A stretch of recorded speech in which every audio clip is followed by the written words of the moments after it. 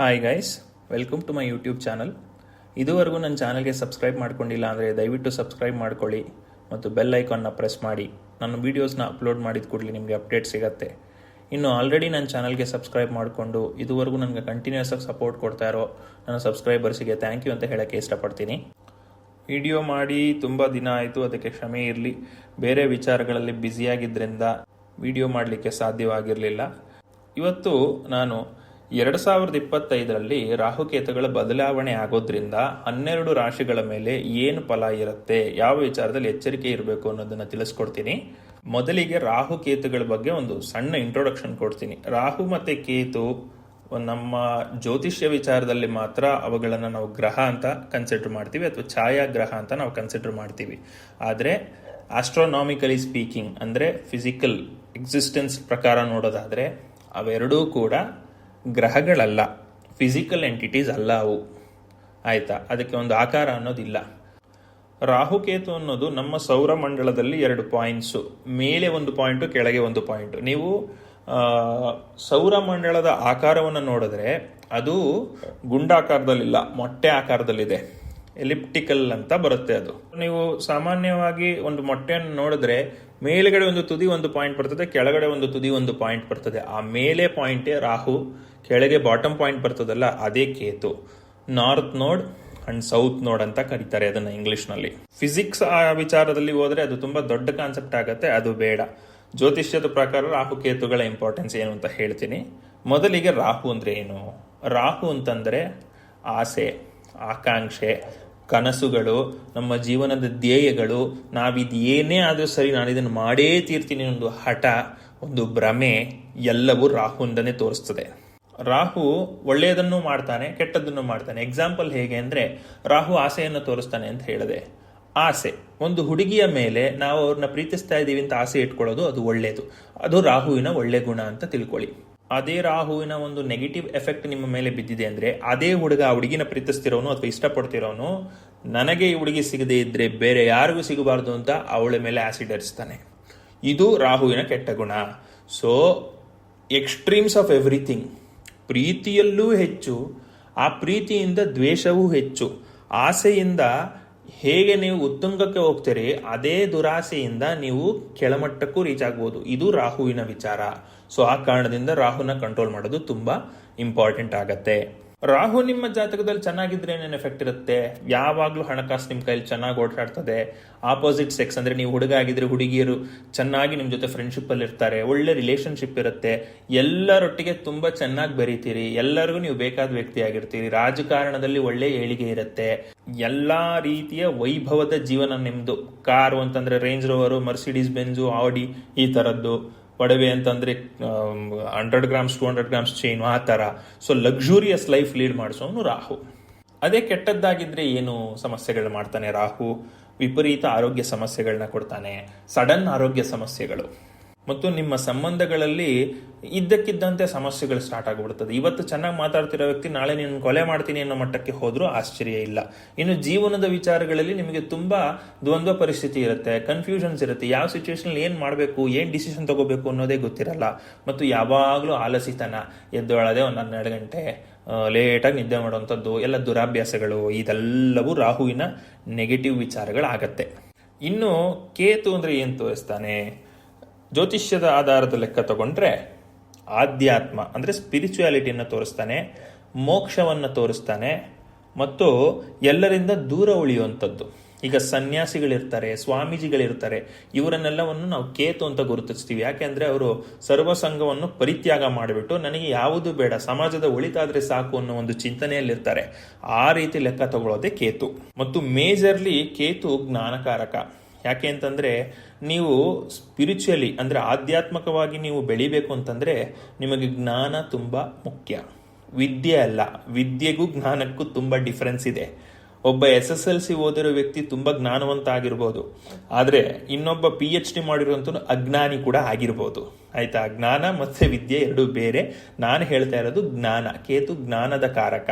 ಜ್ಞಾನವನ್ನು ನೀವು ಸಿದ್ಧಿ ಮಾಡಿಕೊಂಡ್ರೆ ನಿಮ್ಮ ಜೀವನದಲ್ಲಿ ನೀವು ಆಧ್ಯಾತ್ಮಿಕವಾಗಿ ಬೆಳವಣಿಗೆ ಆಗ್ತೀರಾ.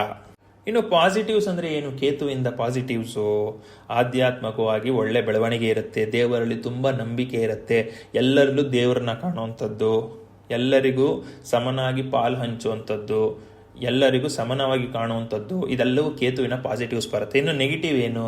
ನನಗೆ ಯಾವುದು ಬೇಡ ಅಂತ ಓಡೋಗ್ಬಿಟ್ಟು ಸನ್ಯಾಸಿಗಳಾಗ್ಬಿಡೋದು ಅಥವಾ ಅಗೋರಿಗಳಾಗ್ಬಿಡೋದು, ಅದೇ ಒಂಥರ ಅಂದರೆ ನೀವು ಮೆಟೀರಿಯಲ್ ವರ್ಲ್ಡ್ ಅದನ್ನು ಬಿಟ್ಟು ಸ್ಪಿರಿಚುವಲ್ ವರ್ಲ್ಡ್ ಕಡೆಗೆ ಹೋಗುವಂಥದ್ದು ಕೇತುವಿನ ನೆಗೆಟಿವ್ ಎಫೆಕ್ಟ್ಸು.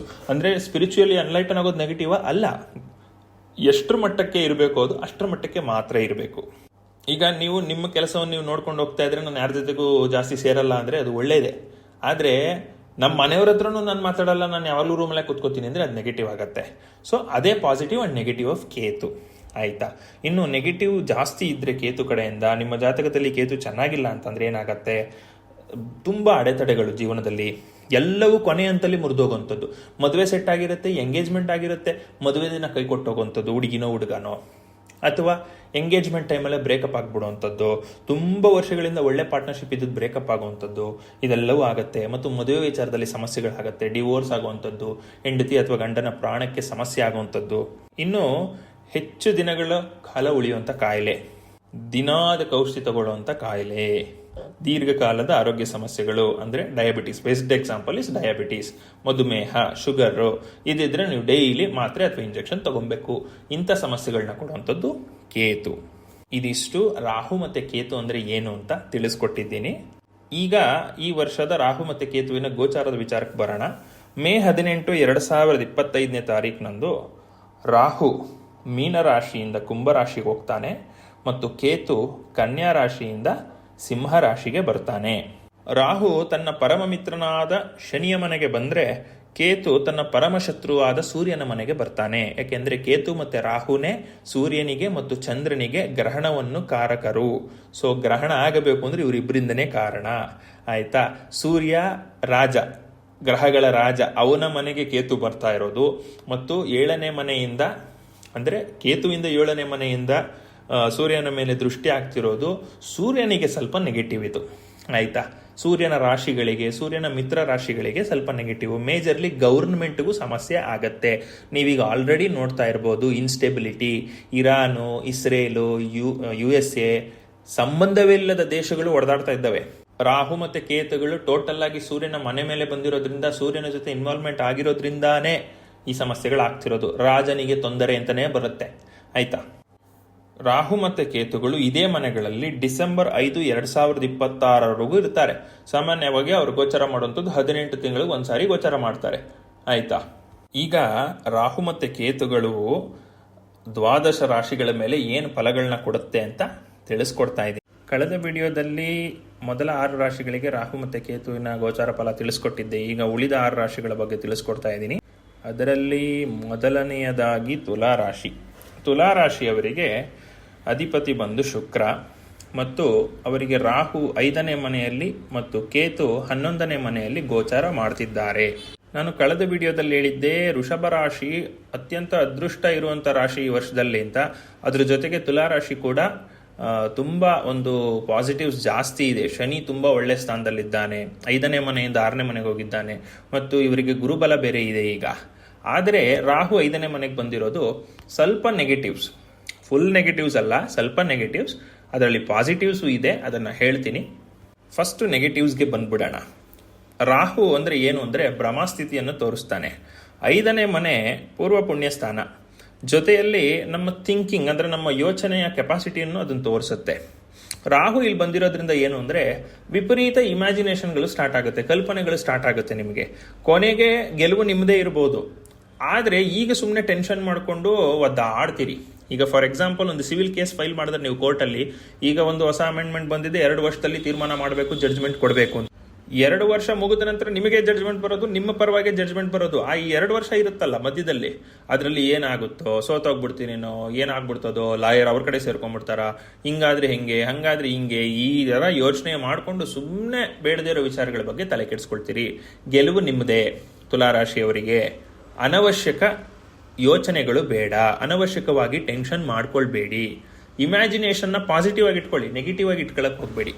ಎಲ್ಲರ ಮೇಲೆ ಅನುಮಾನ ಪಡುವಂಥದ್ದು, ಮೊಸರಿನಲ್ಲಿ ಕಲ್ಲು ಹುಡುಕುವಂಥದ್ದು. ಫಸ್ಟ್ ಆಫ್ ಆಲ್ ತುಲಾರಾಶಿಯವರು ಯೋಚನೆಯಲ್ಲಿ ಮತ್ತು ಫಿಕಲ್ ಮೈಂಡೆಡ್ ನೇಚರ್ಲಿ ತುಂಬಾ ಒಂಥರ ವಿಪರೀತವಾಗಿರ್ತಾರೆ. ಅದರಲ್ಲಿ ಈ ಒಂದು ಗುಣ ನಿಮ್ಗೆ ಇನ್ನೂ ಜಾಸ್ತಿ ಆಗುತ್ತೆ ರಾಹುವಿಂದ. ಆ ವಿಚಾರದಲ್ಲಿ ಎಚ್ಚರಿಕೆ ಇರಬೇಕು. ಜೊತೆಯಲ್ಲಿ 5ನೇ ಮನೆ ಬಂದು ನಿಮ್ಮ ಮಕ್ಕಳ ವಿಚಾರದಲ್ಲಿ ಮತ್ತು ವಿದ್ಯಾಭ್ಯಾಸದಲ್ಲಿ ಕೂಡ ನೀವು ಎಚ್ಚರಿಕೆ ಆಗಿರಬೇಕು. ನೀವು ಏನಾದರೂ ಓದ್ತಾ ಇದ್ರೆ, ಕಾಂಪಿಟೇಟಿವ್ ಎಕ್ಸಾಮ್ಸ್ ಮಾಡ್ತಾ ಇದ್ರೆ ಸುಮ್ಮನೆ ಅನ್ನೆಸೆಸರಿ ಟೆನ್ಷನ್ ಮಾಡ್ಕೊತೀರಾ. ಸೊ ಸ್ವಲ್ಪ ಸಮಾಧಾನವಾಗಿ ಕೂಲ್ ಅಂಡ್ ಕಂಪೋಸ್ಡ್ ಆಗಿ, ಕಾಮ್ ಅಂಡ್ ಕಂಪೋಸ್ಡ್ ಆಗಿ ಓದಿದ್ರೆ ನಿಮಗೆಲ್ಲ ತಲೆಗೆ ಹೋಗ್ತದೆ ವಿಚಾರಗಳು, ಆರಾಮಾಗಿರ್ತೀರಿ. ಸುಮ್ಮನೆ ಟೆನ್ಷನ್ ಮಾಡ್ಕೊಳಕ್ ಹೋಗ್ಬೇಡಿ. ಇನ್ನು ಮಕ್ಕಳಿರುವಂಥವ್ರು ಮಕ್ಕಳ ವಿಚಾರದಲ್ಲಿ ತುಂಬ ಕೇರ್ಫುಲ್ ಆಗಿರಬೇಕು. ಅದು ಅವರ ಎಜುಕೇಷನ್ ಇರ್ಬೋದು ಅಥವಾ ಅವರ ಆರೋಗ್ಯ ಸ್ಥಿತಿ ಇರ್ಬೋದು. ಜನರಲ್ ಆಗಿ ಮಕ್ಕಳು, ಅದು ಎಸ್ಪೆಷಲಿ ವಯಸ್ಸಿಗೆ ಬಂದಿರೋ ಮಕ್ಕಳಿರುವಂಥ ತಂದೆ ತಾಯಿಗಳು ಮಕ್ಕಳ ವಿಚಾರದಲ್ಲಿ ಕೇರ್ಫುಲ್ ಆಗಿರಿ. ಈಗ ನೀವೇ ನೋಡ್ತಿದ್ದೀರಲ್ಲ ಸೋಷಿಯಲ್ ಮೀಡಿಯಾಗಳಲ್ಲಿ ಏನೇನು ಆಗ್ತಿದೆ ಅಂತ. ಸುಮ್ಮನೆ ಗಾಸಿಪ್ ಆಗುವಂಥದ್ದು, ಇನ್ಸ್ಟಾಗ್ರಾಮಲ್ಲಿ ಅದಾಯಿತು ಇದಾಯಿತು, ಸುಮ್ಮನೆ ಒಂದು ಕೆಟ್ಟ ಹೆಸರು ಬರೋದು ಮಕ್ಕಳಿಗೆ, ಇದೆಲ್ಲ ಆಗೋ ಚಾನ್ಸಸ್ ಇರುತ್ತೆ. ಸೊ ನಿಮ್ಮ ಎಚ್ಚರಿಕೆಯಲ್ಲಿ ನೀವಿರಬೇಕು. ಬರೀ ನೆಗೆಟಿವ್ಸ್ ಹೇಳಿದ್ರು, ಪಾಸಿಟಿವ್ಸ್ ಇದೆ ಅಂತ ಹೇಳಿದ್ರು ಏನು ಹೇಳಿಲ್ಲ. ಇಲ್ಲ, ಪಾಸಿಟಿವ್ಸ್ ಏನಿದೆ ಅಂತಂದ್ರೆ 5ನೇ ಮನೆ ನಮ್ಮ ಕ್ರಿಯೇಟಿವಿಟಿಯನ್ನು ತೋರಿಸುತ್ತೆ. ರಾಹು ಫಸ್ಟ್ ಆಫ್ ಆಲ್ ಕ್ರಿಯೇಟಿವಿಟಿಗೆ ಒಂಥರ ಪೆಟ್ರೋಲ್ ಇದ್ದಂಗೆ. ಅದು ಆ ಪೆಟ್ರೋಲ್ ಹಚ್ಚಿದ್ರೆ ಎಷ್ಟು ಉರಿತದೋ ಅಷ್ಟು ಎನರ್ಜಿ ಬರುತ್ತೆ ಅದರಲ್ಲಿ. ಆ ರೀತಿ ನಿಮಗೆ ಕ್ರಿಯೇಟಿವಿಟಿ ಜಾಸ್ತಿ ಆಗುತ್ತೆ.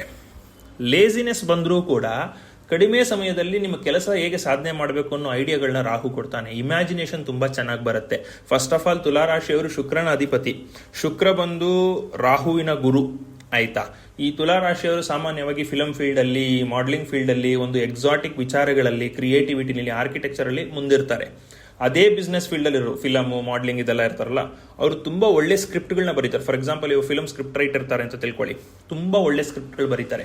ಆಸ್ಕರ್ ಅವಾರ್ಡ್ ಬರುವಂತ ಸ್ಕ್ರಿಪ್ಟ್ಗಳು ಬರೆಯುವಂತ ಚಾನ್ಸಸ್ ಇರುತ್ತೆ. ರಾಹು ಅಷ್ಟು ಕ್ರಿಯೇಟಿವಿಟಿ ನಿಮಗೆ ಕೊಡ್ತಾನೆ. ಸೊ ಆ ಪಾಸಿಟಿವಿಟಿನ ಚಾನಲ್ ಮಾಡ್ಕೊಳ್ಳಿ, ನೆಗೆಟಿವಿಟಿನ ದೂರ ಇರಿ. ಕೊನೆಗೆ ಜಯ ನಿಮ್ಮದೇ. ಟೈಮ್ ತುಂಬಾ ಚೆನ್ನಾಗಿದೆ ನಿಮಗೆ, ಬಟ್ ಅನ್ನೆಸೆಸರಿ ಯೋಚನೆ ಬೇಡ. ಇದು ರಾಹುವಿನ ವಿಚಾರ.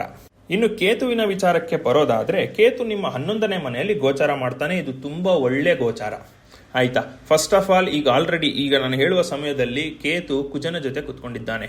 ಭೂಮಿಯಿಂದ ಲಾಭ, ಯಾವುದಾದ್ರೂ ಲಿಟಿಗೇಷನ್ಗಳಿದ್ರೆ, ಆನ್ಸೆಸ್ಟ್ರಲ್ ಪ್ರಾಪರ್ಟಿಯೋ ಅಥವಾ ನೀವು ರಿಯಲ್ ಎಸ್ಟೇಟ್ ಏಜೆಂಟು ಲಿಟಿಗೇಷನ್ಸ್ ಆಗಿದೆಯೋ, ಖಂಡಿತವಾಗ್ಲೂ ಸಾಲ್ವ್ ಆಗುತ್ತೆ. ನಿಮಗೆ ಒಳ್ಳೆ ಹಣ ಬರುತ್ತೆ. ಆನ್ಸೆಸ್ಟ್ರಲ್ ಪ್ರಾಪರ್ಟಿಲಂತೂ ತುಂಬಾ ಲಕ್ಕಿದೆ. ಮತ್ತು ದೂರದ ಊರಿಗೆ ಪ್ರಯಾಣ ಅಂದರೆ ಫಾರಿನ್ ಟ್ರಿಪ್ಸ್ ಮಾಡುವಂಥ ಯೋಗ ಇದೆ. ಒಂದು ಫ್ಯಾಮಿಲಿ ಟ್ರಿಪ್ಪು, ಎಂಜಾಯ್ಮೆಂಟ್ ಟೈಮು, ಈ ಕೆಲಸಗಳು ಯಾವತ್ತೂ ಇದ್ದಿದ್ದೆ, ಹೋಗಿ ಆರಾಮಾಗಿ ಕೂಲಾಗಿ ರಿಲ್ಯಾಕ್ಸ್ ಮಾಡ್ಕೊಂಬರೋಣ, ಈ ರೀತಿ ಒಂದು ವಾತಾವರಣ ಕ್ರಿಯೇಟ್ ಆಗುತ್ತೆ. ಕೇತು ತುಂಬ ಚೆನ್ನಾಗಿದೆ, ಆಯ್ತಾ. ಆದರೆ ಭೂಮಿಗೆ ಅಧಿಪತಿ ಆಗಿರುವಂತ ಕುಜನ ಜೊತೆ ಕೂತ್ಕೊಂಡಿರೋದ್ರಿಂದ ರಿಯಲ್ ಎಸ್ಟೇಟ್ ನಲ್ಲಿ ಆನ್ಸೆಸ್ಟ್ರಲ್ ಪ್ರಾಪರ್ಟಿ ಲಾಭ ಬರುತ್ತೆ ಅಂತ ಹೇಳಿದೆ. ಆದ್ರೆ ವ್ಯವಹಾರ ಮಾಡುವಾಗ ತುಂಬಾ ಕೇರ್ಫುಲ್ ಆಗಿರಬೇಕು. ತುಂಬಾ ಕಡಿಮೆಗೆ ಕೊಟ್ಟು ಬಿಡುವಂತ ಚಾನ್ಸಸ್. 10 ಕೋಟಿ ಬೆಲೆ ಬಾಳೋ ಜಮೀನ 5 ಕೋಟಿಗೋ 6 ಕೋಟಿಗೋ ಕೊಟ್ಬಿಟ್ನಲ್ಲ ಅನ್ನೋ ಯೋಚನೆ ಮಾಡುವಂತ ಪರಿಸ್ಥಿತಿ ಬರೋ ಸಾಧ್ಯತೆ ಇರುತ್ತೆ. ಅಗ್ರಿಮೆಂಟ್ ಅಥವಾ ಸೇಲ್ ಏನಾದ್ರೂ ಇದ್ರೆ ಟರ್ಮ್ಸ್ ಅಂಡ್ ಕಂಡೀಷನ್ಸ್ ನ ಕರೆಕ್ಟ್ ಆಗಿ ಓದಿ, ಮಾರ್ಕೆಟ್ ವ್ಯಾಲ್ಯೂ ಎಲ್ಲ ಕರೆಕ್ಟ್ ಆಗಿ ತಿಳ್ಕೊಂಡು ನಂತರ ಮುಂದುವರಿಯೋದು ತುಂಬಾ ಉತ್ತಮ. ಇದಿಷ್ಟು ತುಲಾರಾಶಿಯವರಿಗೆ ರಾಹು ಮತ್ತೆ ಕೇತುವಿನ ಗೋಚಾರ ಫಲ. ರಾಹುವಿಂದ ಟೆನ್ಷನ್ ಒಂದು ಬಿಟ್ಟರೆ ಇನ್ನೇನು ಇಲ್ಲ. ಮತ್ತು ಎಸ್ಪೆಷಲಿ ಇದು ಮರ್ತಿದ್ದೆ, ಮಕ್ಕಳಾಗೋ ವಿಚಾರ ಇದ್ರೆ ಈ ವರ್ಷ ಪೋಸ್ಟ್ಪೋನ್ ಮಾಡ್ಕೊಂಡ್ರೆ ತುಂಬಾ ಒಳ್ಳೇದು. ಆದ್ರೆ ಗುರುವಿನಿಂದ ಲಾಭ ಇದೆ, ಏಜ್ ಇದೆ, ಟೈಮ್ ಇದೆ, ಮುಂದೆ ನೋಡೋಣ ಅನ್ನೋರು ಪೋಸ್ಟ್ಪೋನ್ ಮಾಡ್ಕೊಳ್ಳಿ. ಇಲ್ಲ ನಾನು ಕನ್ಸೀವ್ ಆಗ್ಬಿಟ್ಟಿದ್ದೀನಿ ಅನ್ನೋರು ಅಥವಾ ತುಂಬಾ ಏಜ್ ಆಗ್ಬಿಟ್ಟಿದೆ ಅನ್ನೋರು ಟ್ರೈ ಮಾಡಿ, ಬಟ್ ಕೇರ್ಫುಲ್ ಆಗಿರಬೇಕು, ಆಯ್ತಾ.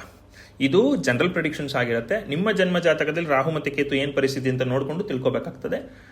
ಜನ್ಮ ಜಾತಕ ಪರಿಶೀಲನೆ ಮಾಡಿಸ್ಕೊಳ್ಳಿ. ಇನ್ನು ನೆಕ್ಸ್ಟ್ ವೃಶ್ಚಿಕ ರಾಶಿ. ವೃಶ್ಚಿಕ ರಾಶಿಯ ಅಧಿಪತಿ ಬಂದು ಕುಜ. ವೃಶ್ಚಿಕ ರಾಶಿಯವರಿಗೆ ರಾಹು ಬಂದು 4ನೇ ಮನೆಯಲ್ಲಿ, ಕೇತು ಬಂದು 10ನೇ ಮನೆಯಲ್ಲಿ ಗೋಚಾರ ಮಾಡ್ತಾರೆ. ವೃಶ್ಚಿಕ ರಾಶಿಗೆ ಇನ್ನ ಒಳ್ಳೆ ಸಮಯ ಬಂದಿಲ್ಲ. ಗುರುಬಲ ಇದ್ದಿದ್ದು ಮೇಯಲ್ಲಿ ಹೋಗಿದೆ, ಇನ್ನೊಂದು ವರ್ಷ ಗುರುಬಲನೂ ಇಲ್ಲ. ಶನಿ ಕೂಡ 5ನೇ ಮನೆಯಲ್ಲಿ ಕೂತಿದ್ದಾನೆ. ಈಗ ರಾಹು 4ನೇ ಮನೆಯಲ್ಲಿ ಬಂದಿದ್ದಾನೆ. ಸ್ವಲ್ಪ ಸಮಸ್ಯೆಗಳು ಹೆಚ್ಚು. 4ನೇ ಮನೆ ಅಂತಂದ್ರೆ ಇಮಿಡಿಯೇಟ್ ಫ್ಯಾಮಿಲಿ ಅಂತ ಹೇಳಿದೆ, ಕಂಫರ್ಟ್ ಝೋನು. ಸೊ ಜವಾಬ್ದಾರಿಗಳು ಜಾಸ್ತಿ ಆಗುತ್ತೆ. ಜವಾಬ್ದಾರಿಗಳು ಜಾಸ್ತಿ ಆಗಿದ್ರಿಂದ ಸ್ವಲ್ಪ ಟೆನ್ಷನ್ ಜಾಸ್ತಿ ಆಗುತ್ತೆ. ಟೆನ್ಷನ್ನು, ಕೆಲಸದ ಕಡೆ ಗಮನ ಕೊಡುವಂಥ ಇದರಲ್ಲಿ ಪರ್ಸನಲ್ ವಿಚಾರಗಳ ಬಗ್ಗೆ ಗಮನ ಕೊಡಲಿಕ್ಕೆ ಸ್ವಲ್ಪ ಕಷ್ಟ ಆಗತ್ತೆ. ಇದರಿಂದ ಹೊಸದಾಗಿ ಮದುವೆ ಆಗಿರೋವಂಥವ್ರು ಅಥವಾ ಜಾಸ್ತಿ ಒಂದು ಅಟೆನ್ಷನ್ ಸೀಕ್ ಮಾಡುವಂಥ ಕಪಲ್ಸ್ ಇರೋವಂಥವ್ರು ಇದ್ರೆ ಅವರಿಗೆ ಸ್ವಲ್ಪ ಸಮಸ್ಯೆಗಳಾಗತ್ತೆ. ಮತ್ತು ವಾಹನಗಳಿಂದ ಸ್ವಲ್ಪ ಸಮಸ್ಯೆಗಳಾಗತ್ತೆ. ಎಲ್ಲೋ ಹೋಗ್ಬೇಕಂತಿರ್ತೀರಿ, ಗಾಡಿ ಕೆಟ್ಟೋಗುತ್ತೆ, ಎಲೆಕ್ಟ್ರಿಕಲ್ ಪ್ರಾಬ್ಲಮ್ಸ್ ಎಸ್ಪೆಷಲಿ, ಮತ್ತು ಸಡನ್ ಆಗಿ ಏನೋ ಸಮಸ್ಯೆ ಆಗ್ಬಿಡೋದು. ಈಗ ಎಲೆಕ್ಟ್ರಿಕ್ ಗಾಡಿಗಳೆಲ್ಲ ನೋಡ್ಬೋದು ನೀವು, ಸಡನ್ ಆಗಿ ಹೊಗೆ ಬಂದು ಬೆಂಕಿನೇ ಹತ್ಕೊಂಡ್ಬಿಡುತ್ತೆ. ಸೊ ಆ ವಿಚಾರಗಳಲ್ಲಿ ತುಂಬಾ ಕೇರ್ಫುಲ್ ಆಗಿರಬೇಕು. ವಾಹನಗಳ ವಿಚಾರದಲ್ಲಿ ಕೇರ್ಫುಲ್ ಆಗಿರಿ.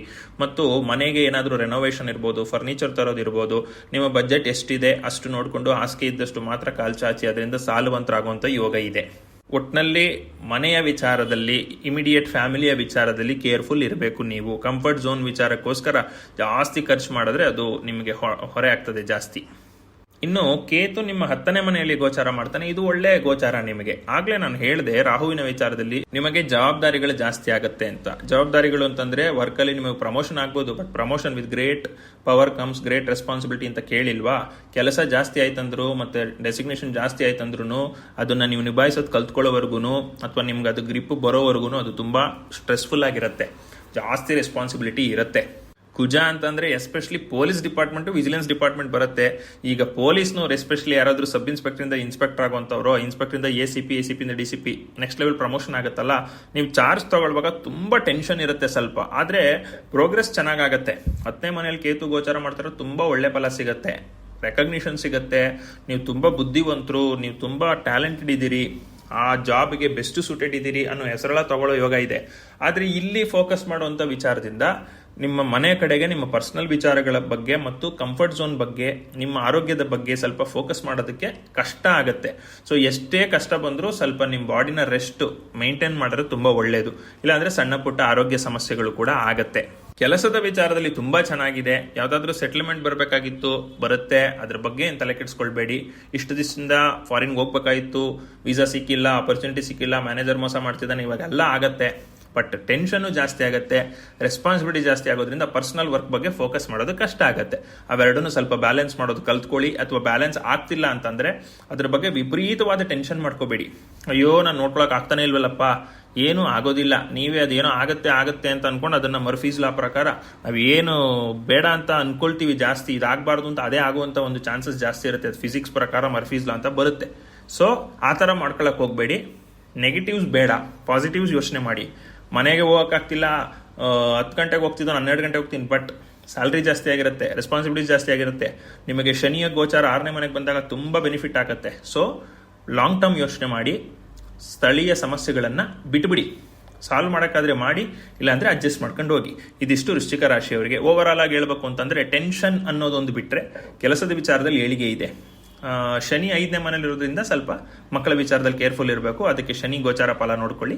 ಇನ್ನು ನಿಮ್ಮ ಜನ್ಮ ಜಾತಕದಲ್ಲಿ ರಾಹುಕೇತು ಚೆನ್ನಾಗಿದ್ರೆ ಚೆನ್ನಾಗಿರ್ತದೆ. ಜನ್ಮ ಜಾತಕ ಬೇಕಾದ್ರೆ ಪರಿಶೀಲನೆ ಮಾಡಿಕೊಂಡು ಪರಿಹಾರ ಅವಶ್ಯಕತೆ ಇದ್ರೆ ಮಾಡ್ಕೊಳ್ಳಿ.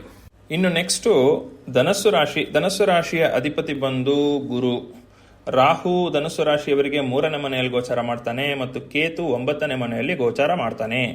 3ನೇ ಮನೆಯ ಗೋಚಾರ ತುಂಬಾ ಒಳ್ಳೆಯ ಗೋಚಾರ. ಸೊ ರಾಹು ಚೆನ್ನಾಗಿದ್ದಾನೆ, ತಲೆ ಕೆಡಿಸ್ಕೊಳ್ಳೋ ಅವಶ್ಯಕತೆ ಇಲ್ಲ. ಅದು ಬೇರೆ ಕುಂಭ ರಾಶಿಯಲ್ಲಿ ಗೋಚಾರ ಆಗ್ತಿರೋದ್ರಿಂದ ರಾಹುಗೆ ಇಷ್ಟವಾದ ರಾಶಿನೇ, ಶನಿಗೆ ಸ್ನೇಹಿತ ರಾಹು. ಸೊ ಆ ಕಾರಣದಿಂದ ಏನ್ ತೊಂದರೆ ಇಲ್ಲ. ಒಡ ಹುಟ್ಟಿದವರಿಗೆ ಲಾಭ, ಮಾತಿನಿಂದ ಲಾಭ, ಧೈರ್ಯ ಜಾಸ್ತಿ ಆಗತ್ತೆ, ವಿಲ್ ಪವರ್ ಇಟ್ಕೊಂಡು ಎಲ್ಲವನ್ನು ಸಾಧನೆ ಮಾಡ್ತೀರಿ, ಕಮ್ಯುನಿಕೇಶನ್ ಇಂದ ಲಾಭ ಮಾಡ್ಕೋತೀರಿ. ಮತ್ತು ಎಲೆಕ್ಟ್ರಾನಿಕ್ಸ್ ಫೀಲ್ಡ್ ಅಲ್ಲಿ ಇರೋರು, ಸೇಲ್ಸ್ ಮಾರ್ಕೆಟಿಂಗ್ ಇರೋರು, ಮಾತಿನಿಂದಲೇ ತಮ್ಮ ಕೆಲಸವನ್ನು ಟ್ಯಾಲೆಂಟ್ ಅನ್ನು ತೋರಿಸುವಂತವ್ರು, ಅವರಿಗೆ ತುಂಬಾ ಲಾಭ ಚೆನ್ನಾಗಿದೆ. ಆದರೆ ಆಸ್ತಿ ಭಾಗದ ವಿಚಾರದಲ್ಲಿ, ಹಣಕಾಸಿನ ಭಾಗದ ವಿಚಾರದಲ್ಲಿ ಒಡ ಹುಟ್ಟಿದವರೊಂದಿಗೆ ಸ್ವಲ್ಪ ಕಿರಿಕಿರಿಯೂ ಸಾಧ್ಯ ಇದೆ. ಸೊ ಆ ಕಾರಣದಿಂದ ಆ ವಿಚಾರದಲ್ಲಿ ಎಚ್ಚರಿಕೆ ಇರಬೇಕು ನೀವು ಧನಸ್ಸು ರಾಶಿಯವರು. ಮತ್ತು 3ನೇ ಮನೆ ನಾರ್ಮಲ್ ಆಗಿ ಕಮ್ಯುನಿಕೇಶನ್ ಕೂಡ ತೋರಿಸೋದ್ರಿಂದ ಗಂಟಲು ಒಣಗಿದಂತೆ ಆಗುವಂತ ಸಾಧ್ಯತೆ ಇರುತ್ತೆ. ಗಂಟಲು ಒಣಗ್ಬಿಟ್ರೆ ಶುಗರ್ ಅಂತ ಹೇಳ್ಬಿಡ್ತಾರೆ ಎಷ್ಟೊಂದು ಜನ. ಅಷ್ಟೊಂದು ತಲೆ ಕೆಡಿಸ್ಕೊಳ್ಳೋ ಅವಶ್ಯಕತೆ ಇಲ್ಲ. ನೀರ್ ಚೆನ್ನಾಗಿ ಕುಡೀರಿ. ಫಸ್ಟ್ ಆಫ್ ಆಲ್ ನೀವು ಧನಸ್ಸು ರಾಶಿ ಅಗ್ನಿತತ್ವ ರಾಶಿಯವರು, ಯಾವಾಗಲೂ ಟೆನ್ಷನ್ ಇರ್ತೀರಿ, ಯಾವಾಗಲೂ ಬಿಸಿಯಾಗಿರ್ತೀರಿ, ಬಾಡಿ ಹೀಟ್ ಸ್ವಲ್ಪ ಜಾಸ್ತಿನೇ ಇರುತ್ತೆ. ಸೊ ನೀರ್ ಚೆನ್ನಾಗಿ ಕುಡಿಬೇಕು. ಮಿನಿಮಮ್ 3 to 4 ಲೀಟರ್ಸ್ ಕುಡಿಬೇಕು, ಆಯ್ತಾ? ನಿಮ್ಮ ಮಾತಿಗೆ ಬೆಲೆ ಇರುತ್ತೆ. ನಿಮ್ಮ ಮಾತಿನಲ್ಲೇ ನೀವೊಂದು ಕ್ರಿಯೇಟಿವ್ ಐಡಿಯಾನ ತುಂಬಾ ಚೆನ್ನಾಗಿ ಎಕ್ಸ್ಪ್ರೆಸ್ ಮಾಡ್ತೀರಿ. ಎಸ್ಪೆಷಲಿ ಈ MC ಎಲ್ಲ ಮಾಡ್ತಿರ್ತಾರಲ್ಲ, ಕೋಆರ್ಡಿನೇಟರ್ಸ್ ಎಲ್ಲ ಇರ್ತಾರೆ, ಇವೆಂಟ್ ರನ್ನರ್ಸ್ ಇರ್ತಾರಲ್ಲ, ಅವರಿಗೆ ತುಂಬಾ ಒಳ್ಳೆ ಲಾಭ ಇರುತ್ತೆ. ಕ್ರಿಯೇಟಿವ್ ಆಗಿರುತ್ತೆ, ನಿಮ್ಮ ಸ್ಪೀಚ್ ತುಂಬಾ ಇಷ್ಟ ಆಗುತ್ತೆ, ನೀವು ನಡ್ಸ್ಕೊಡೋ ರೀತಿ ಚೆನ್ನಾಗಾಗತ್ತೆ. ಒಂದು ಕಮ್ಯುನಿಕೇಶನ್ ಇಂದ ಅಥವಾ ಒಂದು ಮಾತಿನಿಂದ ಸಂಪಾದನೆ ಮಾಡೋರು ಆಗ್ಲೇ ಹೇಳದಂತೆ ತುಂಬಾ ಒಳ್ಳೆ ಲಾಭ ಪಡೆಯುವಂತ ಯೋಗ ಇದೆ. ರಾಹು ಒಳ್ಳೆ ಗೋಚಾರ ಇದೆ. ಇನ್ನು ನೆಕ್ಸ್ಟ್ ಕೇತು ನಿಮ್ಮ 9ನೇ ಮನೆಯಲ್ಲಿ ಗೋಚಾರ ಮಾಡ್ತಾನೆ. ಇದೊಂಥರ ಮಿಶ್ರ ಫಲ ಅಂತ ಹೇಳ್ಬೋದು. ಇತ್ತ ಒಳ್ಳೇದು ಅಲ್ಲ, ಇತ್ತ ಕೆಟ್ಟದ್ದು ಅಲ್ಲ. ಯಾಕೆಂತಂದ್ರೆ 9ನೇ ಮನೆ ಸಾಮಾನ್ಯವಾಗಿ ಪುಣ್ಯಕ್ಷೇತ್ರಗಳನ್ನ ತೋರಿಸುತ್ತೆ. ಕೇತು ಅಲ್ಲಿಗೆ ಬಂದಾಗ ಅವನು ಆಧ್ಯಾತ್ಮದ ಒಂದು ಗ್ರಹನೇ ಆಗಿರೋದ್ರಿಂದ ಒಂದು ದೇವಸ್ಥಾನಗಳಿಗೆ ಹೋಗಿ ಬರುವಂಥದ್ದು, ಒಂದು ಧರ್ಮಕ್ಷೇತ್ರಗಳ ವಿಸಿಟ್ಗೆ ಹೋಗುವಂಥದ್ದು, ಹಿರಿಯರಿದ್ರೆ ಅವರು ಪುಣ್ಯಕ್ಷೇತ್ರಗಳಿಗೆ ಹೋಗಿ ಬರುವಂಥದ್ದು, ಇದೆಲ್ಲವೂ ಚಾನ್ಸಸ್ ಜಾಸ್ತಿ ಇದೆ. ಮತ್ತು ಸ್ಪಿರಿಚುಯಾಲಿಟಿ ಸ್ವಲ್ಪ ಜಾಸ್ತಿ ಆಗುತ್ತೆ, ದೇವರಲ್ಲಿ ಭಕ್ತಿ ಜಾಸ್ತಿ ಆಗುತ್ತೆ, ಆಧ್ಯಾತ್ಮದ ಕಡೆ ಒಲವು ಜಾಸ್ತಿ ಆಗುತ್ತೆ. ಆಧ್ಯಾತ್ಮ ಬೇರೆ, ಸನ್ಯಾಸತ್ವ ಬೇರೆ. ಸನ್ಯಾಸತ್ವ ಅಲ್ಲ, ಆಧ್ಯಾತ್ಮ ಜಾಸ್ತಿ ಆಗುತ್ತೆ. ಮತ್ತು ಯಾರಾದರೂ ಎಸ್ಪೆಷಲಿ ಈ ದೇವರ ಸ್ತೋತ್ರಗಳು ಮಂತ್ರಗಳನ್ನು ಪ್ರಾಕ್ಟೀಸ್ ಮಾಡಬೇಕು ಅಂತ ಇರೋರು, ಅವರಿಗೆ ತುಂಬ ಚೆನ್ನಾಗಿ ಇವಾಗ ಜ್ಞಾಪಕ ಶಕ್ತಿ ಬರುತ್ತೆ, ಅದು ಈಸಿಯಾಗಿ ತಲೆಗೆ ಹೋಗ್ತದೆ, ಅಕ್ಯುಮುಲೇಟ್ ಆಗುತ್ತೆ ಆ ನಾಲೆಡ್ಜು. ಮತ್ತು ಪೂಜೆ ಮಾಡೋರಿದ್ರೆ ಅವರಿಗೆ ಒಳ್ಳೆ ಫಲಗಳು ಇರ್ತದೆ. ಇವಾಗ ನಿಮಗೂ ಸ್ವಲ್ಪ ಅಂದರೆ ಧನುಸ್ಸು ರಾಶಿಯವರಿಗೂ ಸ್ವಲ್ಪ ಫಾರಿನ್ ಕಂಟ್ರಿ ಯೋಗ ಉಂಟು, ದೂರದ ಒಂದು ಊರಿನ ಪ್ರಯಾಣ ಉಂಟು. ಆದರೆ ಶನಿ ಚೆನ್ನಾಗಿಲ್ಲ, ದೂರದ ಊರಿಗೆ ಹೋದ್ರಿಂದ ಶನಿ 4ನೇ ಮನೇಲಿದ್ದಾನೆ ನಿಮಗೆ. ಸೊ ಪರ್ಸನಲ್ ಫ್ಯಾಕ್ಟರ್ಸು ಸ್ವಲ್ಪ ತೊಂದರೆ ಮಾಡುವಂಥ ಸಾಧ್ಯತೆ ಇದೆ. ಅದು ನೀವು ನಿಮ್ಮ ಜನ್ಮಜಾತಕವನ್ನು ನೋಡಿಕೊಂಡು ರಾಹುಕೇತು ಪರಿಸ್ಥಿತಿ ಏನಿದೆ ಅಂತ ತಿಳ್ಕೊಂಡು ಆ ನಂತರ ತೀರ್ಮಾನಗಳು ತಗೊಂಡ್ರೆ ಉತ್ತಮ. ಸೊ ಜನ್ಮಜಾತಕ ಪರಿಶೀಲನೆ ಮಾಡಿಸ್ಕೊಂಡ್ರೆ ಉತ್ತಮ. ರಾಹು ಚೆನ್ನಾಗಿದ್ದಾನೆ, ಕೇತು ಮಿಕ್ಸ್ಡ್ ಬ್ಯಾಗು, ಮಿಶ್ರ ಫಲ ಇದೆ. ನೆಕ್ಸ್ಟು ಮಕರ ರಾಶಿ. ಮಕರ ರಾಶಿಯವರ ಅಧಿಪತಿ ಬಂದು ಶನಿ. ಮಕರ ರಾಶಿಯವರಿಗೆ ರಾಹು 2ನೇ ಮನೆಯಲ್ಲಿ ಮತ್ತು ಕೇತು 8ನೇ ಮನೆಯಲ್ಲಿ ಗೋಚರ ಮಾಡ್ತಿದ್ದಾನೆ. ಎರಡು ಚೆನ್ನಾಗಿಲ್ಲ. ಮಕರ ರಾಶಿಯವರಿಗೆ ಈಗಷ್ಟೇ ಮಾರ್ಚ್ 29ನೇ ತಾರೀಕು ಒಂದು 7.5 ಬಿಡುಗಡೆ ಆಗಿದೆ. ಒಳ್ಳೆ ಸಮಯ ಬಂತು ಅಂತ ಹೇಳೋ ಅಷ್ಟರಲ್ಲಿ ರಾಹುಕೇತು ಈ ಪರಿಸ್ಥಿತಿಗೆ ಬಂದಿದ್ದಾರೆ. ಆದರೆ ತುಂಬ ಯೋಚನೆ ಮಾಡೋ ಅವಶ್ಯಕತೆ ಇಲ್ಲ. ನಿಮ್ಮ ಮಾತಿನಲ್ಲಿ ಕಂಟ್ರೋಲ್ ಇರಬೇಕು. ಬಾಯಿ ಬಿಟ್ಟರೆ ಬಣ್ಣಿಗೇಡು ಅನ್ನಂಗೆ ಆಗತ್ತೆ. ನಿಮ್ಮ ಮಾತಿನಿಂದಲೇ ನೀವೇ ನೇಣು ಹಾಕ್ಕೊಬೇಕು, ಆ ಥರ ಮಾಡ್ಕೋತೀರಿ. ಏನೋ ಒಂದು ಸ್ಟೇಟ್ಮೆಂಟ್ ಕೊಡ್ತೀರಿ, ಅದಕ್ಕೆ ಫುಲ್ ಟ್ರೋಲ್ ಆಗಿಬಿಡ್ತೀರಿ. ಏನೋ ಒಂದು ಮಾತಾಡ್ತೀರಿ ದೌಲತ್ತಲ್ಲಿ, ಅದಕ್ಕೆ ಎಲ್ಲರೂ ವೈಡ್ ಸ್ಪ್ರೆಡ್ ಪ್ರೊಟೆಸ್ಟ್ ಆಗುತ್ತೆ ಅಥವಾ ಮರ್ಯಾದೆ ಕಳೀತಾರೆ. ಈಗ ಒಬ್ಬ ಪ್ರಖ್ಯಾತ ನಟ ಒಂದು ಮೂವಿ ಬಗ್ಗೆ, ಒಂದು ಲ್ಯಾಂಗ್ವೇಜ್ ಬಗ್ಗೆ ಮಾತಾಡಕ್ಕೆ ಹೋಗಿ ಮಾಡ್ಕೊಂಡ್ರಲ್ಲ ಕೆಲಸ, ಆ ಥರನೇ ಕೆಲಸಗಳು ಇದರಲ್ಲಿ ಆಗೋದು. ಸೊ ಪೊಲಿಟಿಷಿಯನ್ಸ್ ಎಸ್ಪೆಷಲಿ ಸ್ವಲ್ಪ ಮಾತಾಡುವಾಗ ಕೇರ್ಫುಲ್ ಆಗಿರಿ. ದಾನಶೂರ ಕರ್ಣ ಅಥವಾ ಇನ್ನೊಂದು ನಾನೇ ಲಾರ್ಡ್ ಲಬಕ್ದಾಸ್ ಈ ಥರ ಮಾತಾಡಕ್ಕೆ ಹೋದರೆ ನಿಮಗೆ ಸಮಸ್ಯೆಗಳಾಗತ್ತೆ. ನಿಮ್ಮ ಆಸೆ ಆಕಾಂಕ್ಷೆಗಳಿಗೇ ತೊಂದರೆ ಆಗುತ್ತೆ. ನಿಮ್ಮ ಮಾತಿನ ಧೋರಣೆಯಿಂದ ನೀವು ಹೇಗೆ ತೋರಿಸ್ಕೋತೀರಿ ನಿಮ್ಮನ್ನು ಅನ್ನೋದೇ ನೆಗೆಟಿವ್ ಆಗುತ್ತೆ. 2ನೇ ಮನೆ ಮಾತು ಮೇಯ್ನ್ ತೋರಿಸುವಂಥದ್ದು, ಆಯ್ತಾ?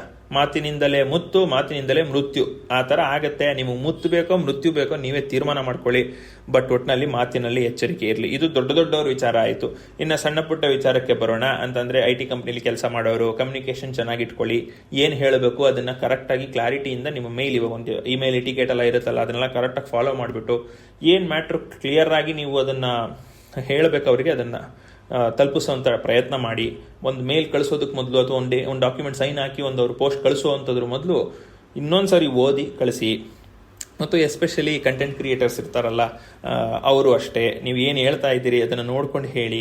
ಅದರಿಂದ ಬೇರೆ ಯಾರೋ ಮನಸ್ಸಿಗೆ ಹರ್ಟಾಗಿ ಅದು ಒಂದು ಕಾನೂನಿನ ಒಂದು ವಿಚಾರಗಳಲ್ಲಿ ನೀವು ಸಿಗಾಕೊಬಹುದು. ಏನೋ ಹೇಳಕ್ಕೆ ಹೋಗಿರ್ತೀರಿ, ಏನೋ ಬಾಯಿ ತಪ್ಪಿ ಜಾತಿನಿಂದೇನೋ ಯಾವುದೋ ಒಂದು ಆರೋಪ ಬಂದ್ಬಿಡುತ್ತೆ. ಆ ವಿಚಾರದಲ್ಲಿ ಎಚ್ಚರಿಕೆ ಇರಬೇಕು, ಆಯಿತಾ? ಇನ್ನು ಫ್ಯಾಮಿಲಿ ವಿಚಾರದಲ್ಲಿ ಎಚ್ಚರಿಕೆ ಇರಿ. ನೀವು ಫ್ಯಾಮಿಲಿಯಲ್ಲಿ ಆಡುವ ಮಾತು ಅಪೋಸಿಟ್ ಪರ್ಸನ್ಗೆ ತುಂಬ ನೋವಾಗುವಂಥ ಸಾಧ್ಯತೆ ಇರುತ್ತೆ. ಇದರಿಂದ ಸಂಬಂಧಗಳು ಕಿತ್ತು ಹೋಗುವಂಥ ಚಾನ್ಸಸ್ ಇರುತ್ತೆ. ರಾಹು ಅಂಥದ್ದೇ ಮಾಡೋದು, ಆಯಿತಾ? ನೀವೇನೋ ಹೇಳಿರ್ತೀರಿ, ಹೈಪೋಥೆಟಿಕಲಿ ನೀವೇನೋ ಅವರೊಳ್ಳೆದಕ್ಕೆ ಹೇಳಿರ್ಬೋದು, ಆದರೆ ಹೇಳುವ ರೀತಿ ಇರುತ್ತಲ್ಲ, ಅದರಿಂದ ಆಪೋಸಿಟ್ ವ್ಯಕ್ತಿಗೆ ತುಂಬ ನೋವಾಗಿ ಸಂಬಂಧಗಳಿಗೆ ಕಟ್ರಿ ಬೀಳುವಂಥ ಚಾನ್ಸಸ್ ಇದೆ. ಮಾತಲ್ಲಿ ಎಚ್ಚರ. ಮತ್ತು ನಿಮ್ಮ ಸೇವಿಂಗ್ಸ್, ಉಳಿತಾಯದ ಹಣವನ್ನು ಪೋಲ್ ಮಾಡುವಂಥದ್ದು, ಬೇಡದೇ ಇರೋ ಶೋಕಿ ಮಾಡುವಂಥದ್ದು. ಕಾರು, ಈಗ ಲೋನಲ್ಲಿ ತೊಗೊತಾ ಇದ್ದೀನಿ, 20 ಲಕ್ಷದ ಕಾರ್ ಬಜೆಟಲ್ಲಿ ಇತ್ತು, ಹೆಂಗಿದ್ರು ಬಿಡು 40 ಲಕ್ಷದ ಫಾರ್ಚುನರೇ ತೊಗೊಂಡ್ಬಿಡೋಣ ಯಾಕೆ ಅಂತ ತೊಗೊಂಡ್ಬಿಡೋದು. ಇರೋ ಬರೋ ಸೇವಿಂಗ್ಸ್ ಎಲ್ಲ ಅದಕ್ಕೆ ಹೋಗೋದು, ಬಡ್ಡಿಗೆ ಹಣ ಸಾಲದೇ ಇರೋವಂಥದ್ದು, ಇದೆಲ್ಲ ಆಗೋ ಚಾನ್ಸಸ್ ಇರುತ್ತೆ. ಸೊ ಪ್ಲ್ಯಾನಿಂಗ್ ತುಂಬ ಮುಖ್ಯ. ಹಣ ಇಟ್ಕೊಳ್ಳಿ, save it for the rainy day, ಆಯಿತಾ? ನೀವು ಯಾವ ಕಾರಲ್ಲಿ ಹೋದ್ರೂ ಅದು ಕಾರೇ, ಸೇಫ್ಟಿ ಇದ್ದರೆ ಸಾಕು. ಬೇರೆಯವ್ರು ನೋಡ್ತಾರೆ ಅನ್ನೋ ಒಂದು ಶೋಕಿ ಬೇಡ. ನಿಮಗೆ ಅಷ್ಟು 1000 ಕೋಟಿ ಇದ್ದರೆ ತಗೊಳ್ಳಿ, ಬೇಡ ಅಂತಲ್ಲ, ಹಾಸಿಗೆ ಇದ್ದಷ್ಟು ಕಾಲು ಚಾಚಬೇಕು, ಆಯಿತಾ? ಈ ವಿಚಾರದಲ್ಲಿ ಎಚ್ಚರಿಕೆ ಇರಿ. ನಿಮ್ಮ ಸೇವಿಂಗ್ಸ್ ಬಗ್ಗೆ ಗಮನ ಇರಲಿ. ಇದಿಷ್ಟು ರಾಹುವಿನ ವಿಚಾರ.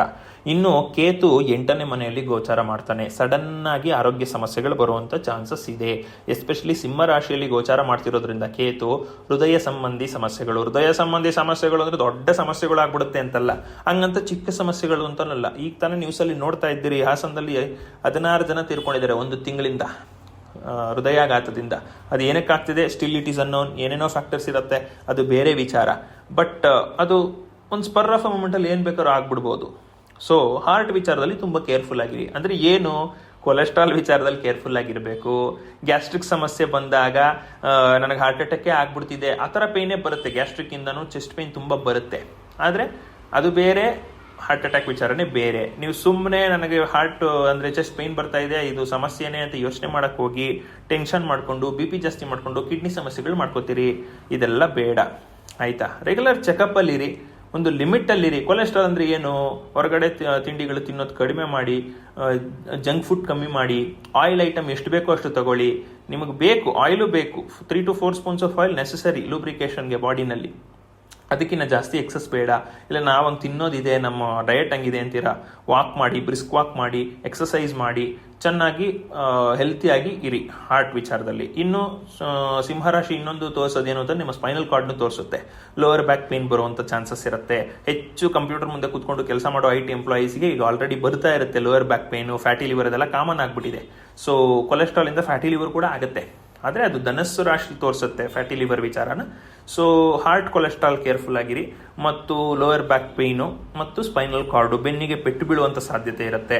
ಈ ವಿಚಾರದಲ್ಲಿ ಕೇರ್ಫುಲ್ ಆಗಿರಬೇಕು. BP ವಿಚಾರದಲ್ಲಿ ಎಚ್ಚರ ಇರಲಿ. ರಕ್ತ ಸಂಬಂಧಿ ಸಮಸ್ಯೆಗಳು ಆಗೋ ಚಾನ್ಸಸ್ ಇದೆ ಆಯಿತಾ. ಕ್ಯಾಲ್ಶಿಯಂ ಡಿಫಿಷಿಯನ್ಸಿ ಅಥವಾ ಅಫಿಷಿಯನ್ಸಿ ಎರಡೂ ಆಗ್ಬೋದು, ಜಾಸ್ತಿನೂ ಆಗ್ಬೋದು, ಕಡಿಮೆ ಆಗ್ಬೋದು. ಸೊ ಆ ವಿಚಾರದಲ್ಲೂ ಕೇರ್ಫುಲ್ ಆಗಿರಬೇಕು. ಮಕರ ರಾಶಿಯವರಿಗೆ ಓವರಾಲ್ ಆಗಿ ಹೇಳಬೇಕು ಅಂತಂದರೆ ಒಳ್ಳೆ ಗೋಚಾರ ಇಲ್ಲ ರಾಹುವಿಂದ. ಕೈ ಕಟ್ ಬಾಯಿ ಮುಚ್ಚು ಹಿಂಗಿರಬೇಕು. ನಾನು ಕೆಲಸ ಎಷ್ಟಿದೆ ಅಷ್ಟು ಮಾಡ್ಕೊಂಡಿರಬೇಕು ಮತ್ತು ಆರೋಗ್ಯ ಚೆನ್ನಾಗಿ ನೋಡ್ಕೋಬೇಕು. ನಿಮ್ಮದಲ್ಲದ ವಿಚಾರಗಳು ನಿಮ್ಮ ತಲೆನೇ ಹಾಕಬೇಡಿ. ಇದಿಷ್ಟು ಮಕರ ರಾಶಿಯವರಿಗೆ. ನಿಮ್ಮ ಜನ್ಮ ಜಾತಕ ಪರಿಶೀಲನೆ ಮಾಡಿಕೊಂಡು ಬೇರೆ ಏನು ಪರಿಹಾರ ಅವಶ್ಯಕತೆ ಇದೆಯಾ, ರಾಹು ಕೇತು ಪರಿಸ್ಥಿತಿ ಏನಿದೆ ಅಂತ ತಿಳ್ಕೊಂಡ್ರೆ ತುಂಬ ಉತ್ತಮ ಆಯಿತಾ. ಇನ್ನು ನೆಕ್ಸ್ಟು ಕುಂಭರಾಶಿ. ಕುಂಭರಾಶಿಯವರ ಅಧಿಪತಿಯು ಕೂಡ ಶನಿಯೇ. ಕುಂಭರಾಶಿಯವರಿಗೆ ಜನ್ಮರಾಶಿಯಲ್ಲೇ ಒಂದು ರಾಹುವಿನ ಗೋಚಾರ ಮತ್ತು 7ನೇ ಮನೆಯಲ್ಲಿ ಕೇತುವಿನ ಗೋಚಾರ. ಪಾಸಿಟಿವ್ ಇದೆ, ನೆಗೆಟಿವ್ ಇದೆ, ಎರಡರಲ್ಲೂ. ಒಂದನೇ ಮನೆಯಲ್ಲಿ ರಾಹು ಇದ್ರಿಂದ ಪಾಸಿಟಿವಿಟಿ ಇದೆ, ನೆಗೆಟಿವ್ ಇದೆ. ಅದೇ ರೀತಿ 7ನೇ ಮನೆಯಲ್ಲಿ ಕೇತು ಇರೋದ್ರಿಂದ ಪಾಸಿಟಿವ್ ಇದೆ, ನೆಗೆಟಿವ್ ಇದೆ. ಫಸ್ಟು ರಾಹು ಲಗ್ನದಲ್ಲೇ ಅಥವಾ ಜನ್ಮ ರಾಶಿಯಲ್ಲೇ ರಾಹು ಬಂದಾಗ ಮೊದಲೇ ಹೇಳಿದಂತೆ ಇಮ್ಯಾಜಿನೇಷನ್ ತುಂಬ ಚೆನ್ನಾಗಾಗತ್ತೆ, ಕ್ರಿಯೇಟಿವಿಟಿ ತುಂಬ ಚೆನ್ನಾಗಾಗತ್ತೆ. ಸಮಸ್ಯೆಗಳು ಇದ್ದಲ್ಲಿ ಅದನ್ನು ಸಾಲ್ವ್ ಮಾಡ್ಕೊಳ್ಳೋಕ್ಕೆ ದಾರಿಗಳನ್ನ ತುಂಬ ಚೆನ್ನಾಗಿ ಹುಡುಕ್ತೀರಿ. ಆದರೆ ನೆಗೆಟಿವ್ ಏನು ಅಂತಂದರೆ ತುಂಬ ಟೆನ್ಷನ್ ಮಾಡ್ಕೊತೀರಿ, ಬೇಡದೇ ಇರೋ ಯೋಚನೆಗಳು ಮಾಡ್ಕೋತೀರಿ. ಹಿಂದೆ ನೀವು ಮಾಡಿರೋಂಥ ತಪ್ಪುಗಳು ಈಗ ನಿಮಗೆ ಒಂಥರ ಮನಸ್ಸಿಗೆ ಇನ್ನೂ ಶಿಕ್ಷೆ ಆಗಿರಲ್ಲ. ನಿಮಗೆ ಮಾಡಿಬಿಟ್ನಲ್ಲ ಗೊತ್ತಾಗ್ಬಿಡುತ್ತಲ್ಲ ಇದು ನಾನೇ ಮಾಡಿರೋದು ಅಂತ ಗೊತ್ತಾಗುತ್ತಲ್ಲ ಅನ್ನೋ ಟೆನ್ಷನ್ನಲ್ಲೇ ತಲೆ ಕೆಟ್ಟೋಗುತ್ತೆ. ನಿಮಗೆ ತುಂಬ ಒಂಥರ ನೆಗೆಟಿವ್ ಅನ್ಸುತ್ತೆ ನಿಮಗೆ. ನಾನು ಇದನ್ನು ಮಾಡಿಬಿಟ್ಟಿದ್ದೀನಿ, ಸಿಕ್ಕಾಕೊಂಡ್ಬಿಟ್ಟಿದ್ದೀನಿ, ಆಚೆ ಬಂದ್ಬಿಡುತ್ತಲ್ಲಪ್ಪ, ಈಗ ನನ್ನ ಮರ್ಯಾದೆ ಹೋಗುತ್ತಲ್ಲಪ್ಪ ಅನ್ನೋ ಪರಿಸ್ಥಿತಿಲಿ ಕೆಲವರು ಇರ್ತೀರಿ.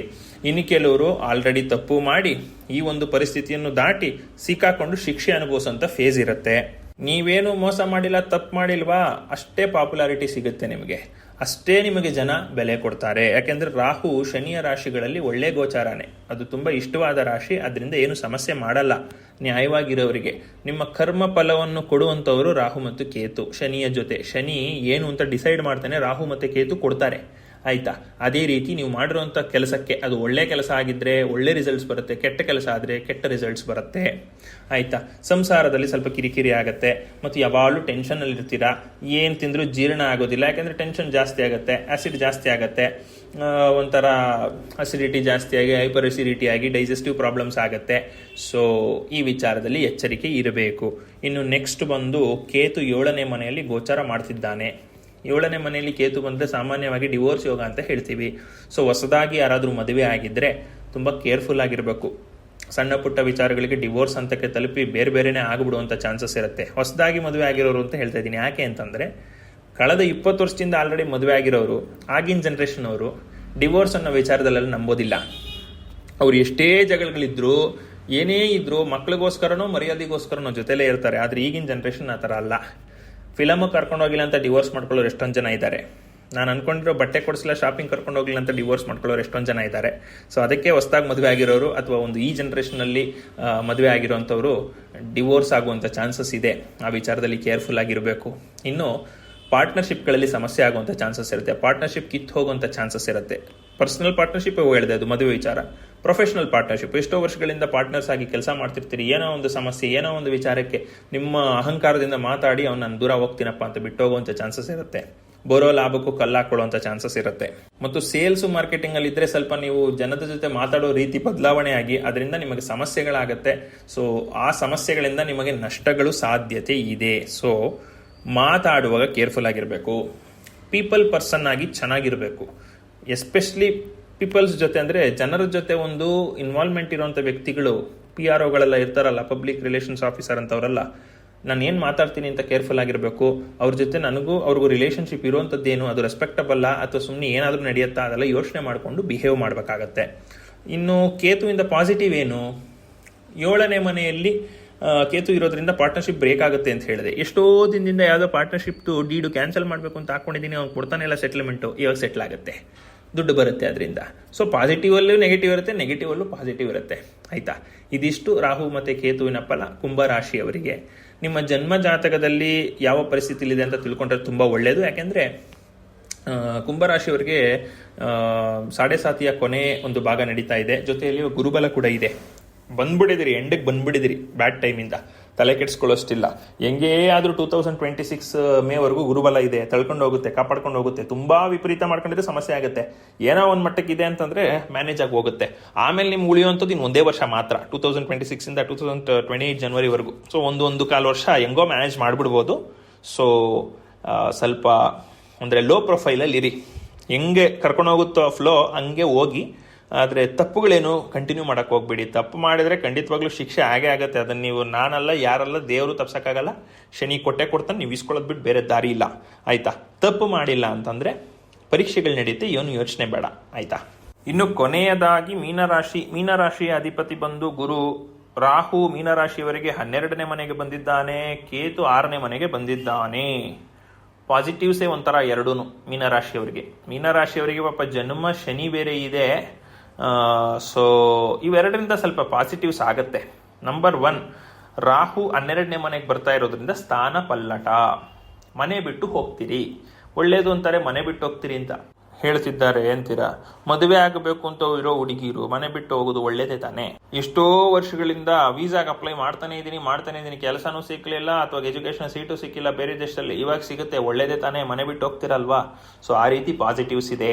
ಯಾರು ತುಂಬಾ ವರ್ಷಗಳಿಂದ ಮದುವೆ ಆಗಲಿಲ್ಲ ಅಂತ ಯೋಚನೆ ಮಾಡ್ತಿರ್ತೀರಿ, ಸೂಕ್ತ ವರ ಸಿಕ್ತಿಲ್ಲ, ಆ ಥರ ಪ್ರಾಬ್ಲಮ್ಸ್ ಇದೆ, ನಾವು ಅನ್ಕೊಂಡಿರೋ ಥರ ಸಿಕ್ತಿಲ್ಲ ಅನ್ನೋ ಥರ ಇರೋರಿಗೆ ಇವಾಗ ಮದುವೆ ಆಗೋ ಚಾನ್ಸಸ್ ಜಾಸ್ತಿ ಇದೆ. ಅದು ಎಸ್ಪೆಷಲಿ ಮೀನರಾಶಿಯವರಿಗೆ ಸೆಪ್ಟೆಂಬರ್ ಇಂದ ಡಿಸೆಂಬರ್ವರೆಗೂ ಟೆಂಪರವರಿಯಾಗಿ ಗುರುಬಲ ಬೇರೆ ಬರುತ್ತೆ. ಈಗ ಒಂದು ತಿಂಗಳು ಆಷಾಢ, ಇದು ಸರ್ಚ್ ಮಾಡಿ, ಈಗ್ಲೂ ಸರ್ಚ್ ಮಾಡಿದ ನಂತರ ಮುಂದಿನ 2 ತಿಂಗಳಲ್ಲಿ ಸೆಟ್ ಆಗೋ ಚಾನ್ಸಸ್ ಇದೆ. ಸೆಪ್ಟೆಂಬರ್ ಇಂದ ಡಿಸೆಂಬರ್ ಒಳಗಡೆ ಮದುವೆ ಆಗೋ ಯೋಗ ಖಂಡಿತವಾಗ್ಲೂ ಇದೆ. ಆಯ್ತಾ, ಇದಿಷ್ಟು ರಾಹುವಿಂದ ಬರುವಂಥದ್ದು. ಅದರ ಜೊತೆಗೆ ಫಾರಿನ್ ರಿಲೇಷನ್ಸ್ ಚೆನ್ನಾಗುತ್ತೆ ಅಂತ ಅವಾಗಲೇ ಹೇಳಿದೆ. ಎಜುಕೇಷನ್ಗೆ ಹೋಗೋರು ಹೈಯರ್ ಎಜುಕೇಷನ್ಗೆ ಹೋಗ್ಬೋದು, ಕೆಲಸಕ್ಕೆ ಹೋಗ್ಬೇಕಾಗಿರೋರು ವೀಸಾ ಸಿಗುತ್ತೆ, ಗ್ರ್ಯಾಂಟ್ ಆಗುತ್ತೆ. ಬಟ್ ಇವಾಗ ಫುಲ್ಲು ಗ್ಲೋಬಲಿ ಅಲ್ಲಿ ಇಲ್ಲಿ ಕಿರಿಕಗಳು ನಡೀತಾನೆ ಇದೆ. ಸೊ ಅದನ್ನು ನೋಡ್ಕೊಂಡು ಹೋಗ್ರಪ್ಪ, ಸುಮ್ಮನೆ ಸಮಸ್ಯೆಗಳು ಮಾಡ್ಕೋಬೇಡಿ. ಯಾಕೆಂದರೆ ಶನಿ ನಿಮ್ಮ ಜನ್ಮ ರಾಶಿಯಲ್ಲಿದ್ದಾನೆ, ಜನ್ಮ ಶನಿ. ಯಾರ್ದೋ ತಪ್ಪಿಗೆ ನೀವು ಸಮಸ್ಯೆ ಅನುಭವಿಸುವಂಥ ಪರಿಸ್ಥಿತಿ ಶನಿಯಿಂದ ಬರೋ ಚಾನ್ಸಸ್ ಇದೆ. ಶನಿಯ ಗೋಚಾರ ಫಲ ಅದನ್ನು ನೋಡ್ಕೊಳ್ಳಿ. ಒಟ್ಟಿನಲ್ಲಿ ಫಾರಿನ್ ಕಂಟ್ರಿ ರಿಲೋಕೇಟ್ ಆಗಬೇಕು ಅಂತ ಇರೋರು ಸ್ವಲ್ಪ ಗ್ಲೋಬಲ್ ಕ್ರೈಸಿಸ್ ಬಗ್ಗೆ ಯೋಚನೆ ಮಾಡಿ, ಗ್ಲೋಬಲ್ ವಾರ್ ಝೋನಲ್ಲಿ ಏನನ್ನ ಇದ್ದೀರಾ ಅಂತ ಯೋಚನೆ ಮಾಡಿ ಹೋದರೆ ತುಂಬ ಒಳ್ಳೆಯದು. ಇನ್ನು ಕೇತು 6ನೇ ಮನೆಯಲ್ಲಿ ಬರ್ತಾನೆ. 6ನೇ ಮನೆಯಲ್ಲಿ ಕೇತು ತುಂಬ ಒಳ್ಳೆ ಗೋಚಾರ, ಶತ್ರು ನಾಶ. ನಿಮಗೆ ಯಾರಾದರೂ ಮಾಟ ಮಂತ್ರ ಮಾಡಿಸಿ ತೊಂದರೆಗಳು ಮಾಡ್ತಿದ್ರೆ ಇವಾಗ ಅವರಿಗೆ ಸಮಸ್ಯೆಗಳಾಗುವಂಥ ಚಾನ್ಸಸ್ ಇದೆ. ಆಯ್ತಾ, ಮತ್ತು ನಿಮ್ಮ ಶತ್ರು ಮೇಲೆ ವಿಜಯ ಸಾಧಿಸ್ತೀರಿ. ಅದು ಯಾವ ರೀತಿಯನ್ನಾದರೂ ಆಗಿರಬಹುದು. ಶತ್ರುಗಳು ಮಿತ್ರರಾಗಕ್ಕೆ ಟ್ರೈ ಮಾಡ್ತಾರೆ. ನಿನ್ನ ಸವಾಸಕ್ಕೆ ಇನ್ನೊಂದ್ಸರಿ ಬರಲ್ಲ, ನನ್ನನ್ನು ಬಿಟ್ಬಿಡು ಅಂತ ಬೇಡ್ಕೊಳಕ್ ಬರ್ತಾರೆ.